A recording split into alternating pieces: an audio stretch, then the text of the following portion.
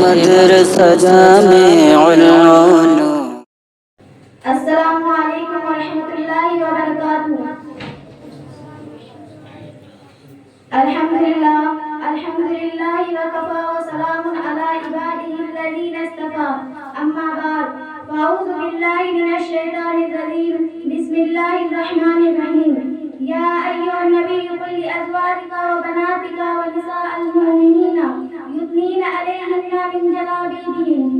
بے پردہ جو نظر آئی کر چند بیبیاں، بے پردہ جو نظر آئی کر چند بیبیاں، اکبر زمین پہ غیرت قومی سے گڑ گیا۔ پوچھا جو ان سے آپ کا پردہ ہو کیا ہوا، کہنے لگی کہ عقل پہ مردوں میں پڑ گیا۔ محترم حضرات، میں نے قرآن کریم کی ایک آیت کا ٹکڑا آپ حضرات کے سامنے پڑھا، جس کے اندر نبی اکرم صلی اللہ علیہ وسلم کو اس بات کی ہدایت کی گئی ہے کہ اے نبی، اپنی بیویوں اور اپنی بیٹیوں اور تمام مسلمانوں کی عورتوں کو اس بات کا حکم دیجیے کہ اپنے اوپر تھوڑی سی چادر لٹکا لے، یعنی کلام اللہ شریف کی اس آیت میں پردہ کا حکم نازل ہوا ہے۔ قرآن پاک کی ایک دوسری آیت کا ٹکڑا ہے، وَلْيَضْرِبْنَ بِخَمُرِهِنَّ عَلَىٰ جُيُوبِهِنَّ، کہ عورت اپنی اردیوں کو سینوں پہ ڈال لے۔ اس آیت سے بھی پردہ کی جانب اشارہ ہے۔ مگر دوستو، جب مذہب اسلام کے روشن ستاروں سے کفر و الحاد، جرم و جہالت کے بادل چھٹے، بے غیرتی اور بے حیائی کی تاریکیاں ختم ہوئی، قرآن پاک کے عدل و انصاف سے باطل کے لہراتے جھنڈے گر پڑے، مظلوموں اور بے قصوں کو مساوات، برابری کا درجہ ملا، خاص طور پر ان عورتوں کو جو ظلم و ستم کی چکی میں پس رہی تھی، مصائب عالم کے پہاڑ ان پر توڑے جا رہے تھے۔ اسلام نے ان کو ذلت و پستی کے غار سے نکال کر بلندی پر پہنچایا۔ ظہور اسلام سے لے کر صدیوں تک مسلمان عورتوں کی بڑائی کے گیت گائے جا رہے ہیں۔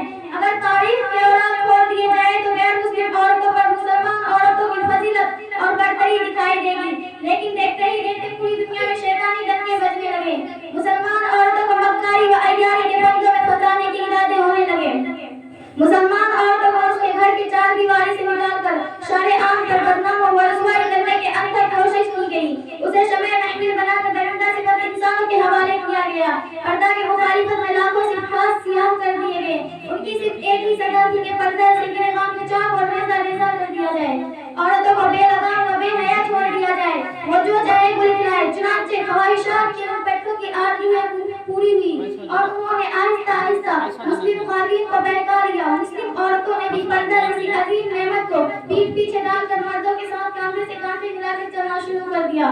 پھر نہ پوچھے کہ اسلامی معاشرہ کن کن برائیوں سے دوچار ہوا، کتنی مصیبتوں اور آفتوں کا سامنا ہوا، بدکاری و زناکاری عام ہوتی چلی گئی، مکانوں اور دکانوں، بستیوں اور بیابانوں میں برائیاں ہی برائیاں نظر آنے لگی۔ محترم دوستو، اگر اسلام دشمن طاقتیں یورپ اور امریکہ پردہ کے خلاف نعرہ بلند کرے تو ہمیں کوئی تعجب و حیرانی نہیں، جو کہ اسلامی تعلیمات کو ہر طرح سے بدنام کرنا ان کا شیوہ بن چکا ہے۔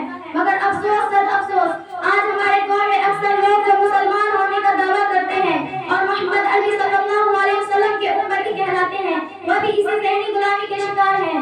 خاص طور پر انگریزی تعلیم یافتہ طبقہ تو ان میں زیادہ مبتلا ہے، اور وہ بھی پردہ کے معاملے میں اسلام دشمنوں کے ساتھ ہے اور انہی کے دوست بدوست چل رہے ہیں۔ کسی شاعر نے ایسے ہی لوگوں کے بارے میں کہا ہے کہ انہی کی محفل سنوارتا ہوں چراغ میری ہے رات ان کی، انہی کی محفل سنوارتا ہوں چراغ میری ہے رات ان کی، انہی کی مطلب کا کہہ رہا ہوں زبان میری ہے بات ان کی۔ محترم دوستو، آج پردہ کے مسائل کو لے کر مناظرہ باریاں اور مضمون نگاریاں ہوتی رہتی ہے، پردہ کے خلاف تحریکیں چلتی ہے، پردہ کو ایک بہت بڑی ناانصافی کہا جاتا ہے، عورت کے لیے پردہ کو قید و بند سے تعبیر کیا جاتا ہے، کہا جاتا ہے کہ پردہ قید ہے، پردہ کو وحشیت بتایا جاتا ہے۔ آج مغربی تہذیب نے عورت کی شرم و حیا کی دولت کو لوٹ لیا ہے، کہتے ہیں کہ پردہ کی وجہ سے ترقی نہیں ہو سکتی، لیکن نتیجہ یہ کہ آج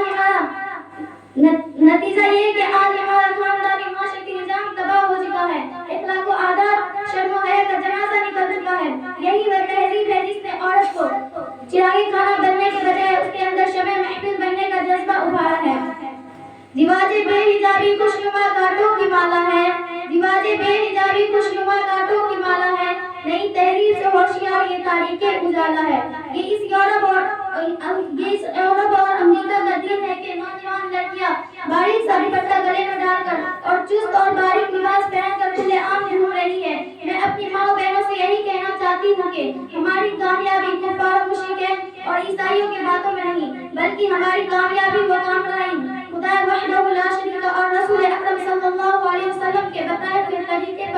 اور اسلامی احکامات کے اندر ہے. ہمیں عقل کا چراغ جل کر کے نفس کے پیچھے بھاگے اور مغربی تہذیب عورتوں کی نقل کرنے کی کوئی ضرورت نہیں.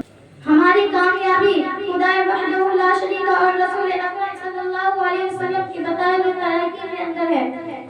خدا وحدہ لا شریک سے دعا کیجیے کہ وہ ہمیں اسلامی احکامات اور اسلامی تعلیمات پر چلنے کی توفیق عطا فرمائے. آمین ثم آمین وآخر دعوانا الحمدللہ رب العالمین. ماشاء اللہ، بہت خوب.